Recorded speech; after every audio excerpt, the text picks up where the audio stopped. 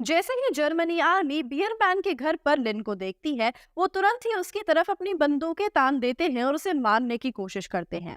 इतने में लिन की भी आंखें खुल जाती हैं, पर इससे पहले कि वो कुछ समझ पाता, जर्मनी की आर्मी ने ऑलरेडी ही उस पर फायरिंग शुरू कर दी थी।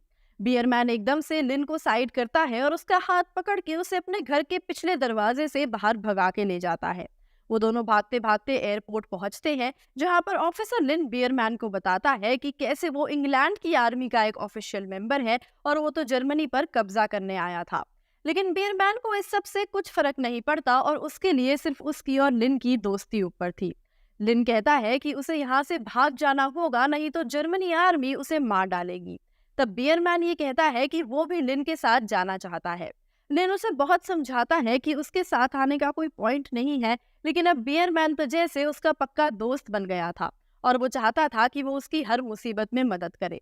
वो दोनों डिसाइड करते हैं कि वो वापस इंग्लैंड चले जाएंगे और एयरपोर्ट से ही इंग्लैंड की एक फ्लाइट कैच करते हैं। जैसे ही लिन और बियरमैन इंग्लैंड पहुंचते हैं, वहां एयरपोर्ट के ऑफिशियल्स ऑफिसर लिन को पहचान लेते हैं और उसे देखते ही सल्यूट करते हैं। वो उसे देखकर बेहद खुश थे और उसकी खातिरदारी में लग जाते हैं।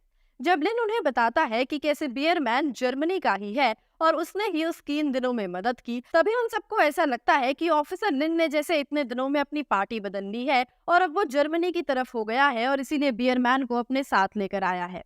लिन उन्हें बहुत समझाने की कोशिश करता है कि ऐसा कुछ भी नहीं है और वो दोनों सच में सिर्फ अच्छे दोस्त हैं, लेकिन कोई भी उसकी बात नहीं मानता और अपने ही ऑफिशियल पर फायरिंग करनी शुरू कर देते हैं। लिन और बियरमैन एक दूसरे का हाथ पकड़ते हैं और वहां से भाग जाते हैं। भागते भागते वो इंग्लैंड के ही एक छोटे से गांव की कुटिया में जाते हैं और वहां पर रात बिताते हैं। लेकिन वो वहां पर सिर्फ एक ही रात स्पेंड करते हैं और जैसे ही सुबह उनकी आंख खुलती है, चारों तरफ से इंग्लैंड की आर्मी ने उन दोनों को घेर रखा था। उन दोनों ने बहुत कोशिश की उन्हें सब कुछ समझाने की, लेकिन कोई भी उनकी बात मानने को तैयार नहीं था और तब उनके पास कोई और ऑप्शन नहीं बचा इंग्लैंड आर्मी से लड़ने के अलावा। उन दोनों ने भी पूरी कोशिश की इंग्लैंड की आर्मी का सामना करने की, लेकिन क्योंकि वो सभी इतने ज्यादा लोग थे और बियरमैन और लिन के पास ना ही कोई हथियार थे, अंत में इंग्लैंड की आर्मी बड़ी ही आसानी से उन दोनों का मर्डर करने में कामयाब हुई।